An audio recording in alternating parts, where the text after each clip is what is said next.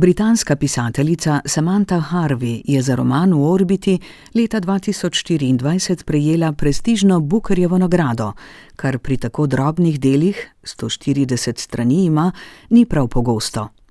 Ena od članic žirije je zapisala, da knjiga sicer ni obsežna, vendar je v njej zbrano vse življenje. Neki drugi žirant pa, da je to ljubezensko pismo našemu planetu ter presunljiva potrditev tako posamezne kot kolektivne vrednosti vsakega človeškega življenja. V orbiti ni roman v klasičnem pomenu, v katerem bi se zgodilo kaj izrednega ali bi imel izrazitega glavnega junaka. Kljub premočrtni pripovedi, začinjeni s spomini, je vzdušje tisto, ki ohranja bralčevo pozornost, ga nenehno izziva in preseneča. Seveda pa je izjemno tudi okolje, v katerem se zgodba dogaja. Mednarodna vesoljska postaja, kjer je 6 astronavtov in kozmonavtov iz 5 držav na 9-mesečni misiji. Spremljamo en dan njihovega življenja, v katerem 16krat obkrožijo Zemljo in v 24 urah vidijo 16 sončnih vzhodov in zahodov, 16 dni in noči. Med urjenjem so jim zabičali, da si morajo zabeležiti vsak dan, ko se prebudijo, in si reči, to je jutro novega dne. Kajti v svetu tega omejenega, nečloveškega okolja brez gravitacije, z liofilizirano hrano, ponavljajočimi se opravki in raziskavami, spanjem v zraku, strogimi telesnimi treningi, pomanjkanjem prostora in širše človeške skupnosti, je treba realni čas kar naprej miselno ozaveščati.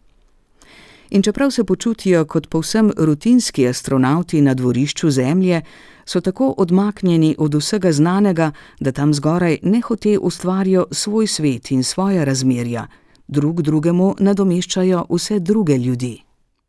Prežema jih občutek zlitja, vse manj so si različni. Iz svoje perspektive dojemajo in na novo odkrivajo dotlej znane stvari. Odkrivajo, kako bi moralo biti.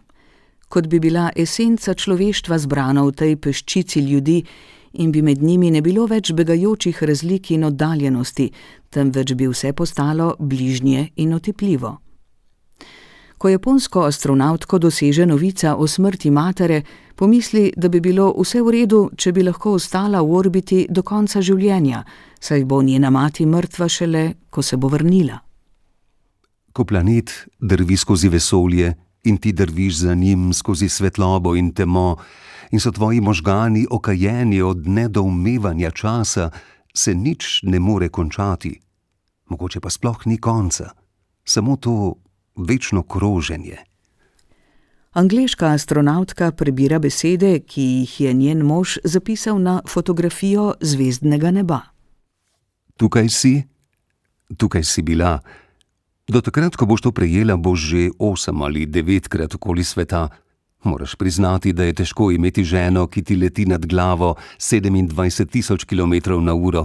Nikoli ne veš, kje je ali kje jo najti. Italijanski astronavt poje svoje kosmiče in pritrdi žlico na magnetni pladenj.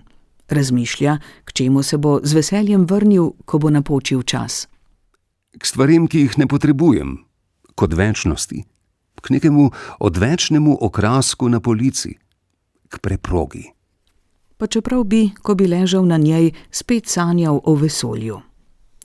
Ko se šesterica pogovarja o svojih vesoljskih sprehodih, vsi opisujejo nekakšen déjà vu, vedo, da so tam že bili.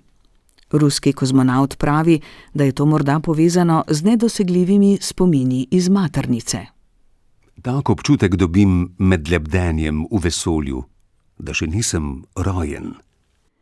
Poleg osebnih uvidov in popolne zavezanosti vesolju so, kljub nespečnosti, bolečim sinusom, propadanju mišic, zmanjševanju kostne gostote, pogrešanjem bližnjih, najmočnejši astronavtski pogledi na Zemljo, okoli katere krožijo, ki v 90-minutnih razmakih utripa pred njihovimi očmi in se jim razkriva povsem drugače, kot so je vajeni, in katere pojave, med njimi tudi krepitev tajfuna, lahko samo nemočno opazujejo, se jim čudijo, jih občudujejo.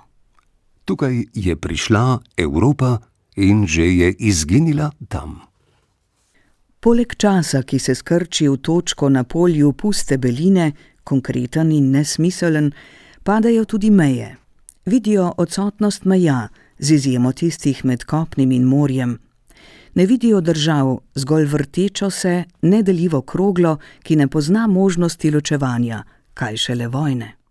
Tukaj ni nobenih sten ali ograd, nobenih plemen, nobene vojne ali korupcije ali posebnega povoda za strah. Roman Samanthe Harvey v tenkočutnem prevodu Igorja Harba V orbiti je čudovito brati, vendar je v njem zelo težko pisati. Čeprav je poln tudi znanstvenih dejstev in tehničnih podrobnosti, je pisan v gostem, poetičnem jeziku, ki zahteva počasno použivanje, zbrano razmišljanje in skoraj meditativno stanje duha.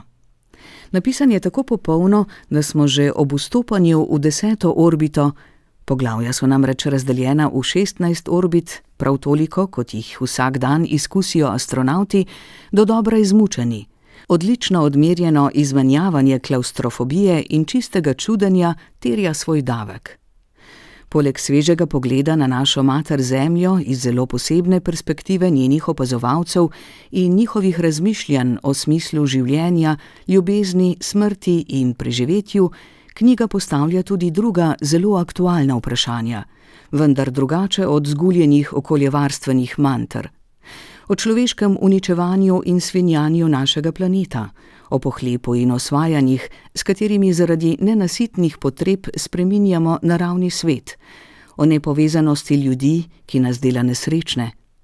Pa čeprav se Zemlja z vesoljske postaje zdi ne majhna, temveč skoraj neskončno povezana, epska pesem v tekočih verzih.